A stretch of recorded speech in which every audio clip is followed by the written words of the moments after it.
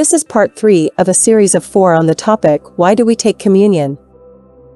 Reverend Sean Michael Carter brings you the Word of God. Part 3. Fellowship. A very warm welcome to you as we continue the series, Why do we take Holy Communion? In the first of this series, we looked at what it means to remember Christ when we take the bread and the wine. We then looked at the word covenant and how the bread and the wine are symbolic of the covenant Christ has made with us to forgive us our sins and the covenant we make with him to be his people. And in this third session of this series, we look at the word fellowship.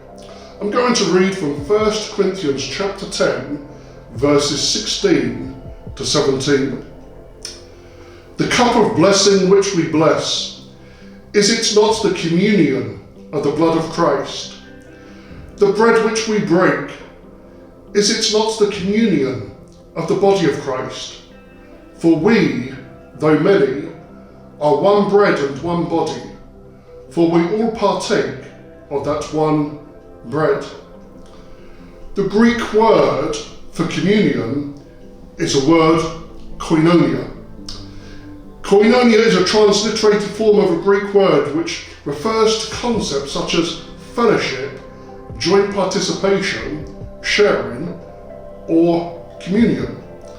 It identifies the idealized state of fellowship and unity that should exist within the Christian church, the body of Christ. Whenever we come to share communion, we share in the fellowship of the blood of Christ, that we as his people are in covenant with him because his blood has redeemed us from our sins, which is the covenant he makes with us.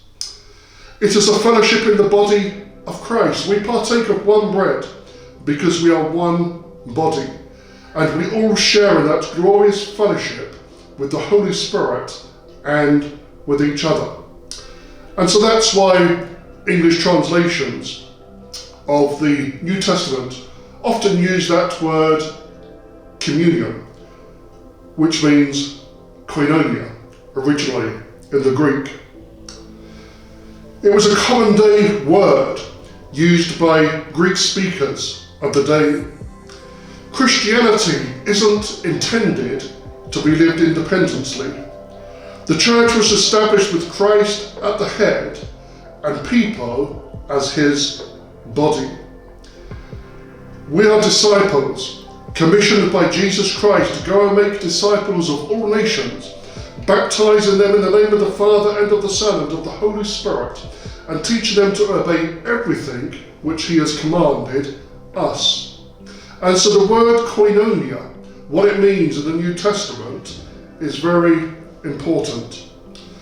The apostles became filled with the Holy Spirit on the day of Pentecost, and then they helped establish the first communities of new believers, the first churches. And these people shared in their common experience of Christ, their common communion, their common participation, their common fellowship, their joint sharing. They also shared in the fellowship of the Holy Spirit, this wonderful experience that the apostles themselves had experienced in the people on the day of Pentecost. It was available for all Christians afterwards and is still available for all Christians today, having this fellowship, this relationship with the Holy Spirit who is now upon the earth.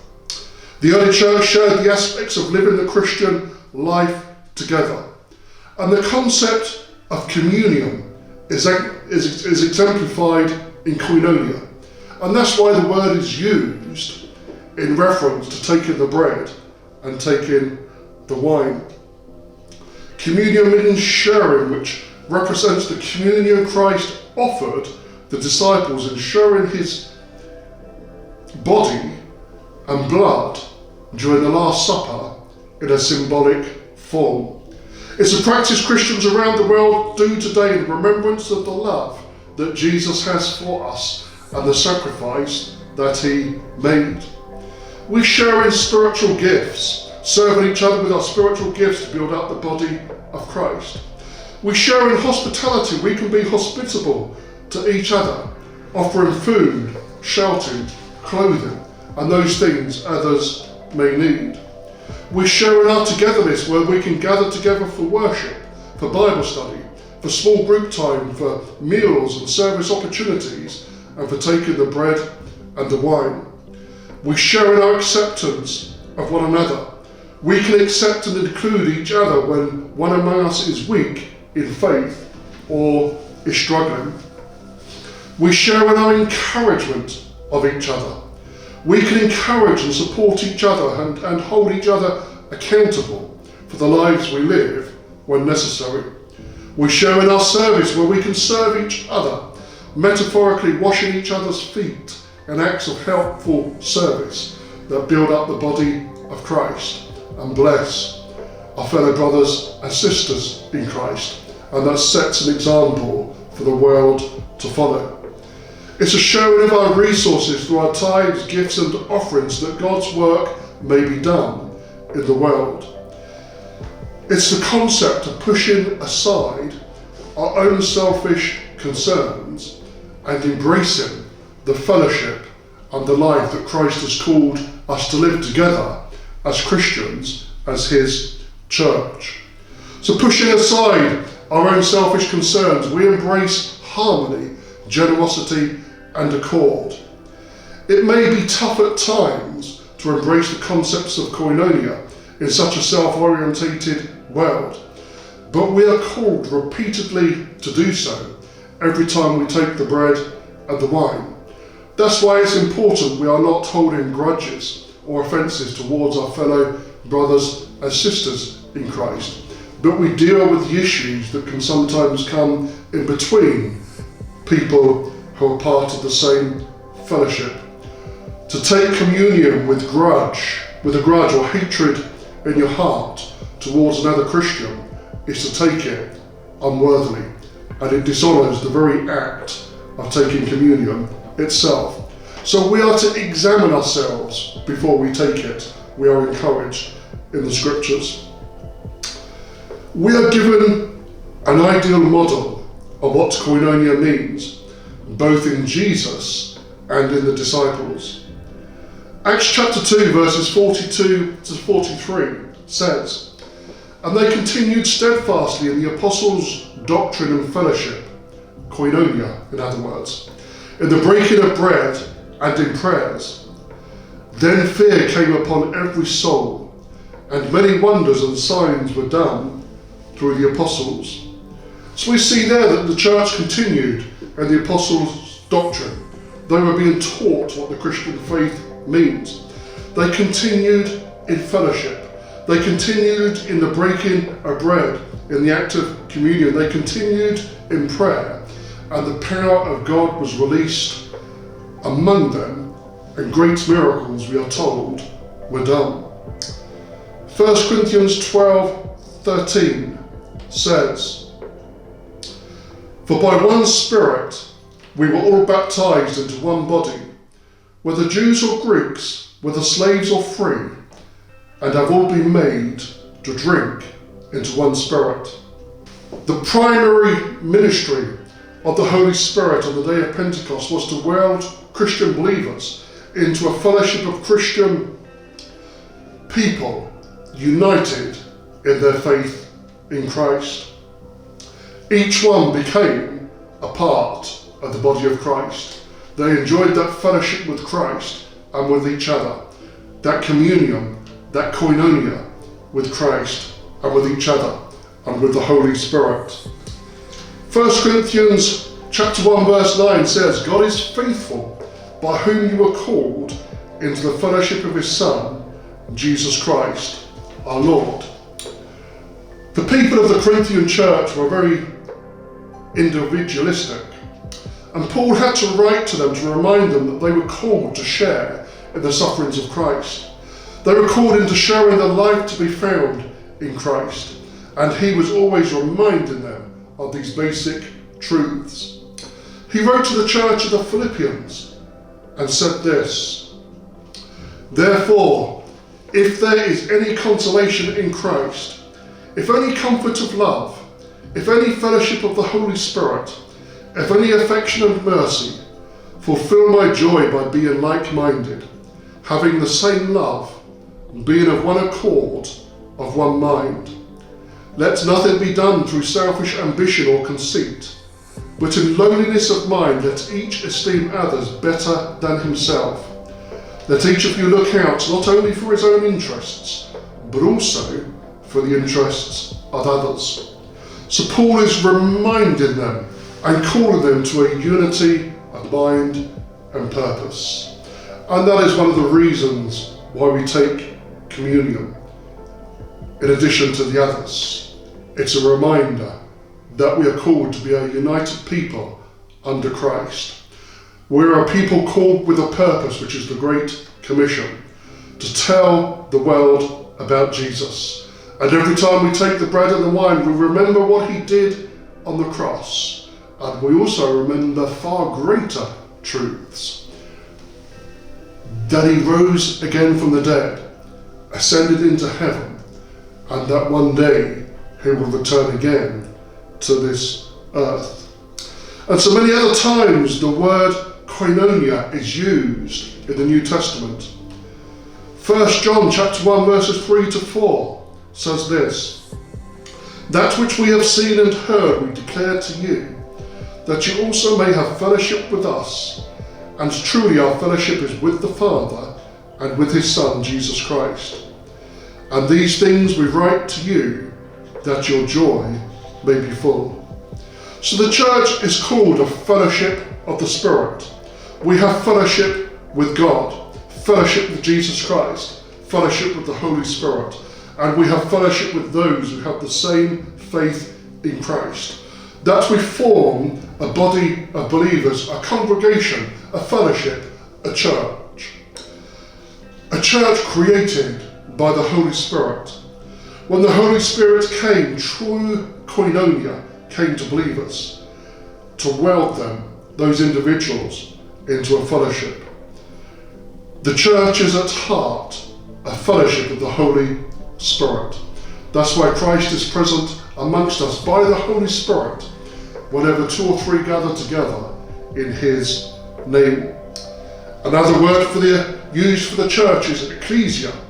It's a noun made up from a verb which has two parts. The first part, the prefix ik, means out. And the second part, kaleo, means to call. And so the church are a people called out of the world. And that's where we get the word ecclesia from. It means to be called out from, that we are a people who are different from the world. The world may not know, or in some cases people have forgotten, what Christ has done. It's our calling to proclaim and preaching to the world. And part of our act of worship, at times when we gather together, is to remember what Jesus has done. We are called out from the sin, the darkness, and this world's practices. Christians are called to be different, called into the fellowship of the Holy Spirit, the body of Christ. So the very reason we take Holy Communion is because of the remembrance we have what Christ has done for us, because of the covenant he has made with us, but also because of the togetherness of our Christian experience. Taking communion is an act of common faith and togetherness. So that's why it's a church ordinance. We observe it together as Christians. We come together to do it, and Christ commanded us to take the bread and the wine in remembrance of him and of the covenant and of our fellowship with each other, and also because of the future hope we have, which we'll be looking at next time. Therefore, the Lord's table is only for those who know Christ. To not know Christ and to take the bread and the wine is to do so unworthily. The Apostle Paul wrote this, and you can find it in 1 Corinthians chapter 11, verse 29.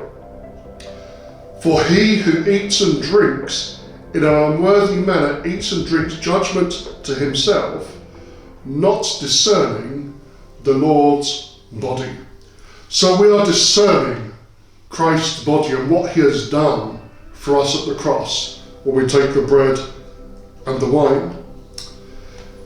At first, during one stage of the early church's existence, certainly in the church of Corinth, the act of taking communion had become what they called the love feast.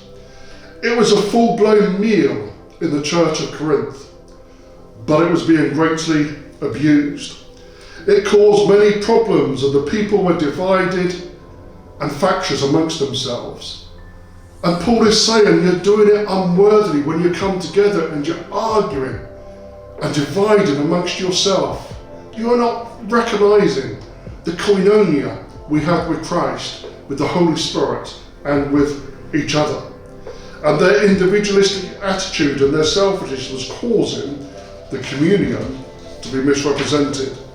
And so some would eat all the food before even others got there, so that others wouldn't be able to have anything to eat when they got there and partake of the Lord's Supper.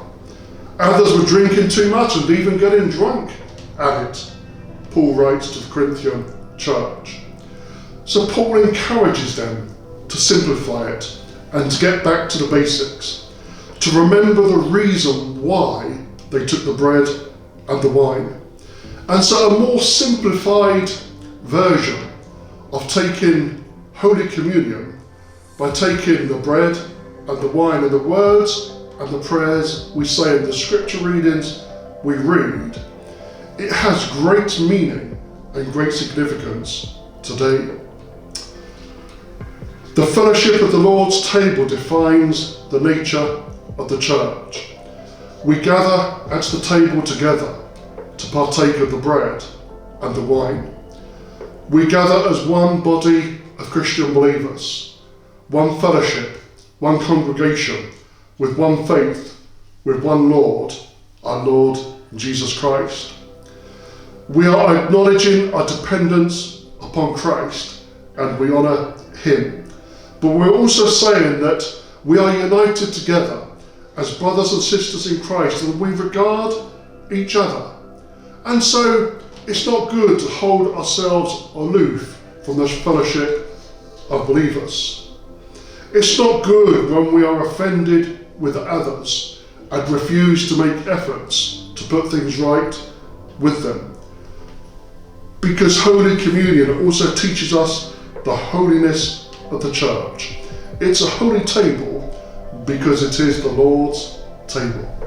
So when we gather, this word koinonia, this word fellowship, is so important to remember when we take the bread and the wine.